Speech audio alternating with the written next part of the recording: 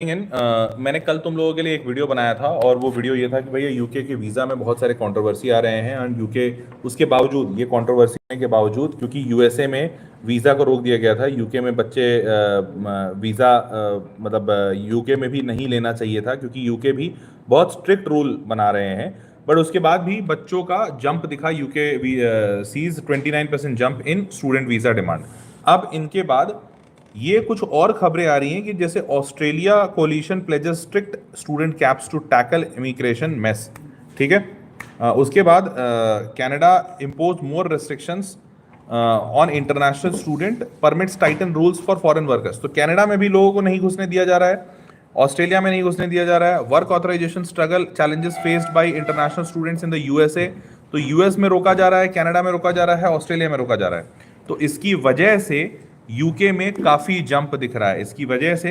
और ये सारे कारण ना ऐड अप हो रहे हैं कि यूके में क्यों 29% बच्चों का जंप हो रहा है। अब देखो, यूके में जंप हो रहा है और कल मैंने बताया था कि भैया अब जंप भी हो रहा है और वहां पर पोस्ट स्टडी वर्क ऑफर काफी स्ट्रांग है।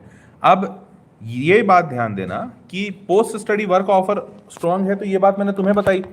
ऐसा थोड़ी है कि सिर्फ मुझे पता है, और ऐसा भी नहीं है कि सिर्फ तुम्हें ही पता चला होगा।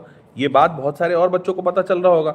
जितने भी एडमिशन एजेंट्स होते हैं, काउंसलर्स होते हैं, वो लोग भी ये बात बच्चों को बता रहे होंगे कि देखिए सर, देखिए मैडम, ऑस्ट्रेलिया आप जा नहीं सकते, कनाडा ने अपने बॉर्डर्स बंद कर रखे हैं, यूएस अपने बॉर्डर्स बंद कर रखा है, ऑस्ट्रेलिया में एथनिक क्लैशेस बहुत सारे हैं, तो आप कहाँ जाइएगा? UK is the best option. तो सारे लोग यूके की तरफ रुख कर रहे हैं। अब यूके की तरफ रुख कर रहे हैं तो होगा ये कि बहुत ज़्यादा समय नहीं लगेगा यूके को यह समझ में आने में कि पूरे इंडिया के मेजॉरिटी बच्चे हमारे तरफ आ रहे हैं। और देखो, दुनिया एक बड़े सिंपल से रूल पे चलती है, that is demand and supply rule. Anywhere जहां पर डिमांड ज़्यादा हो जाएगी और सप्लाई नहीं है, वहां के रेट्स बढ़ जाएंगे। तो जैसे ही ये बात यूके को पता चलती है कि अब हमारे तरफ ज़्यादा बच्चे आ रहे हैं, specially from India, either they will strict impose restrictions. Although वो रिस्ट्रिक्शंस अभी नहीं इम्पोज करेंगे क्योंकि इनकी इकोनॉमी को बच्चों की ज़रूरत है। तो सेकेंड चीज़ यही हो सकता है कि वो फीस को बढ़ा सकते हैं, या फिर वो इनटेक को मुश्किल कर सकते हैं, या फिर वो इनटेक का पैसा बढ़ा सकते हैं।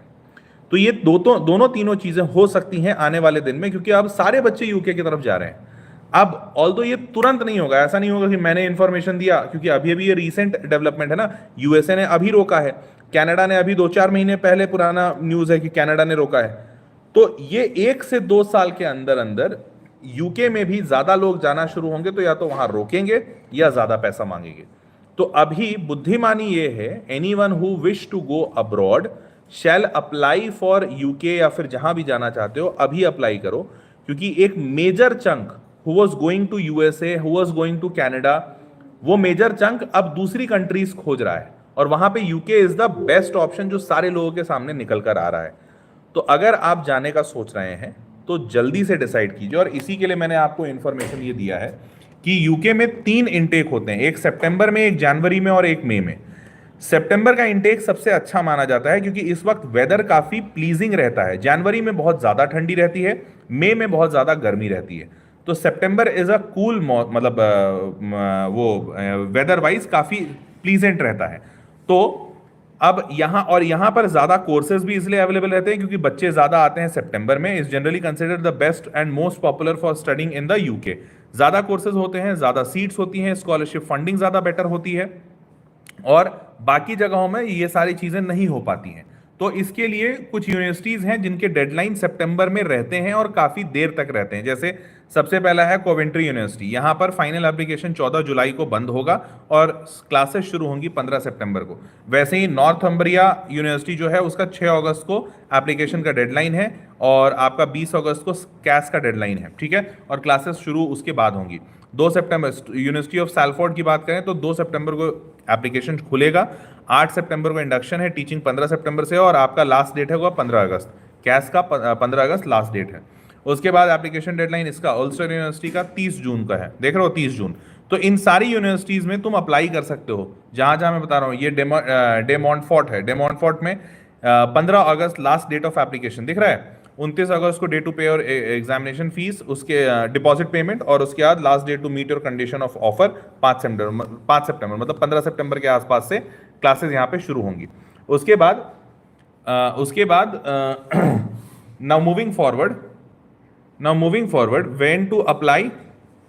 अब देखो देखो, हैरियट वॉट यूनिवर्सिटी, ये हैरियट वॉट यूनिवर्सिटी जो है यहाँ पर क्या कहते हैं, ओवरसीज एप्लीकेशन के डायरेक्टली 25 जुलाई तक कर सकते हैं।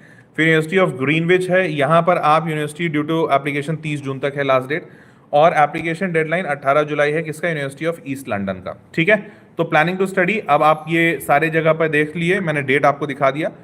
और मैं स्टडी अब्रॉड वाले चैनल पे ये सारे वीडियोस भी बना रहा हूँ, all about studying in UK, must watch, ये सारी चीज़ें। तो आप स्टडी अब्रॉड वाले चैनल पर जाकर सब्सक्राइब कर लीजिए, जो जो बच्चे बाहर जाकर पढ़ाई करना चाह रहे हैं। ठीक है, तो जो जो students who are planning to go abroad और वहाँ पे पढ़ाई करना चाहते हैं, स्टडी अब्रॉड का चैनल है वेदांतु स्टडी अब्रॉड, सर्च कर लीजिए और वहाँ जाकर सब्सक्राइब कर लीजिए, सो दैट कि आपको वो सारे अपडेट्स मिलते रहें। ठीक है, मिलते हैं अगले वीडियो में, take care, bye bye, good night.